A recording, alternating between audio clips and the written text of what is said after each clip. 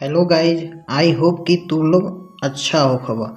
आज हमनी के इ वीडियो में सॉल्व करे वाला बानी जा कक्षा 8 गणित प्रश्नावली 5.2 के प्रश्न संख्या 8।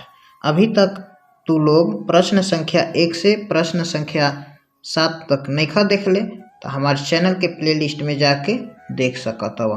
तो ज़्यादा देरी ना करके चलो वीडियो के शुरू कइल जा। तो क्वेश्चन देले बा 8 नंबर, 4 अंकों की वह बड़ी से बड़ी संख्या ज्ञात करें जो कि एक पूर्ण वर्ग संख्या है। प्राप्त वर्ग संख्या का वर्गमूल भी ज्ञात करें। ठीक है, काफ़ी इंटरेस्टिंग क्वेश्चन बा, एकरा के एकदम ध्यान से देखे के बा। काहे से कि ऐसा सब क्वेश्चन एग्जाम में बहुत बार पूछेला। ठीक है ना, तो यही से एकरा के ध्यान से एकदम देखे के बा। तो लिखल जाई सबसे पहले 4 अंकों की सबसे बड़ी संख्या। ठीक है ना, 4 अंकों की सबसे बड़ी संख्या क्या हो जी? तो लोग के ना पता हो तो याद कर लिया। 4 अंकों की सबसे बड़ी संख्या हो जाई 9999। ठीक है, अगर ट्रिक होला याद करे के, मान लो कि 5 अंकों के पूछी तो 5 गो 9 लिख दिया। 8 अंकों की बड़ी संख्या पूछी तो 8 गो 9 लिख दिया। ठीक है, और छोटी संख्या जब पूछेला तो 1 अंक की सबसे छोटी संख्या होला 1 और 2 अंक के सबसे छोटी संख्या होला 10। यानी कि अब ऐसे जैसे जैसे छोटी अंक की संख्या बढ़त जाए वैसे एक गो जीरो बढ़त जाए। ठीक है, तब 3 अंक की सबसे छोटी संख्या का हो 100 हो जाए। फिर 4 अंक के पूछी तो 1000 हो जाए। यानी कि एक गो में जीरो बढ़ावत चल जाएगा। ठीक है ना, और बड़ी संख्या पूछी तो ओकरा में का करे के बा, जब वो पूछी तो 9 लिख देवे के बा, ओकर उतना संख्या हो जाए। ठीक है ना, तब देखा करा के का कल जाई, सॉल्व कल जाई। सॉल्व कैसे कल जाई, एक सबसे पहले वर्गमूल निकाल जाई। ठीक है, तो वर्गमूल निकालल जी, ध्यान से देखिए 9999 के। ठीक है ना, तब एक के देखो ऐसे हम लिख देनी। तब राइट साइड से का कल जाला, 2 अंक के जोड़ा लगावल जाला। ठीक है ना, तब देखो अब 99 है जी बा, तब ऐसा से संख्या के वर्ग बा जौन 99 आवत हो। अगर 99 ना आई तो ओकरा से थोड़ा सा कम, यानी कि ओकर इर्द गिर्द आवे के चाहिए, लेकिन 99 से ज़्यादा ना आवे के चाहिए। ठीक है ना, अब देखो 99 से कम केकर होला तो 9 के वर्ग होला। केकर होला 9 के वर्ग। 9 के वर्ग का होला 81 होला। एकदम ध्यान से देखिए, स्टेप बाय स्टेप बताओ। ठीक है ना, तो यानी कि अब 9 के वर्ग ले गए, यानी कि 9 बार में तेजी भागफल में भी हमारा लिखे के पड़ी 9। ठीक है ना, क्या करे के पड़ी 9 लिखे के पड़ी।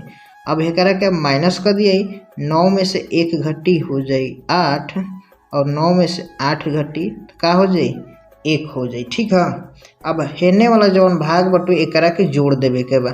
9 और 9 जोड़ाई का हो जाई 18 हो जाई। ठीक है ना, अब ऊपर से जौन संख्या बा एकरा के उतार दी। एक संख्या ना उतरी, ओकर पेयर लागल बा तो दोनों संख्या एक साथ उतरी। ठीक है ना, तब देखा जी बन गई 1899। ये जी हो गई 18। यानी कि जी कौन सी ऐसी संख्या रखल जा कि 1899 में पूरा भाग लग जा, ना तो एकरा से कुछ ही कम आवे के चाहिए। ठीक है, देखो ये जी हम 9 से गुणा कर दे हब, यानी कि 189 में 9 से गुणा करब तो ये निकल के आई 1701। ठीक है ना, अब एकरा से आगे कौन संख्या लेता नहीं तो ज़्यादा हो जाए। ठीक है, तो यही से हम 9 रखनी है। तो ये जी 9 रख ले बनी, तो जो हमारा का रखे के पड़ी 9 रखे के पड़ी। अब माइनस करब एकरा में, 9 में से 1 माइनस करब तो हो जाए 8, और 9 में 0 घटाइब तो का हो जाए 9, और 8 में 7 घटाइब तो हो जाए 1। आई वाला भाग तो 0 हो जाए। अब एकरा के जोड़ दिए, 9 9 का होला 18, 8 1 हासिल 9, ये जी 1। ठीक है ना, तो हमारा अतना निकल के शेष फल आ गए। अब हमारा निकाले के का बा, उ संख्या निकाले के बा जवन एगो पूर्ण वर्ग संख्या हो। लेकिन 9999 का बा पूर्ण वर्ग संख्या नहीं खे। काहे नहीं खे, काहे से कि शेष में 198 बच गई बा। अगर ये जी 0 आगे रही तो उ एगो पूर्ण वर्ग संख्या हो सकत रहे, लेकिन अभी शेष में कुछ न कुछ बा, यही से पूर्ण वर्ग संख्या नहीं खे। तब हम का लिखब, ध्यान से देखी हम लिखब, अतः अभीष्ट संख्या बराबर अभीष्ट संख्या में का लिखाई, यानी कि 9999 बा, एकरा के लिखल जी 9999 माइनस कर दिए का जवन है शेष बटुए 198। 9999 में का करब 198 माइनस कर दे हम, ठीक है।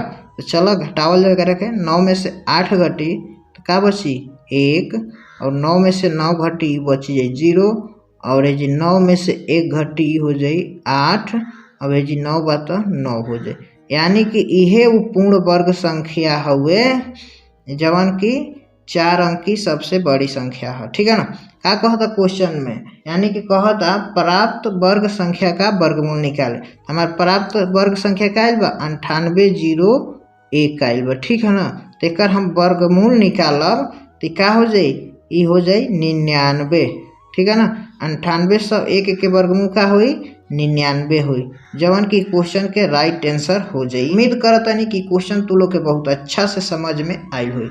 अगर वीडियो अच्छा लागल हुई तो वीडियो के लाइक कर दो, चैनल पे नया हो तो चैनल के सब्सक्राइब कर दो, और इतना कीमती समय देवे खातिर तू लोग के बहुत बहुत धन्यवाद।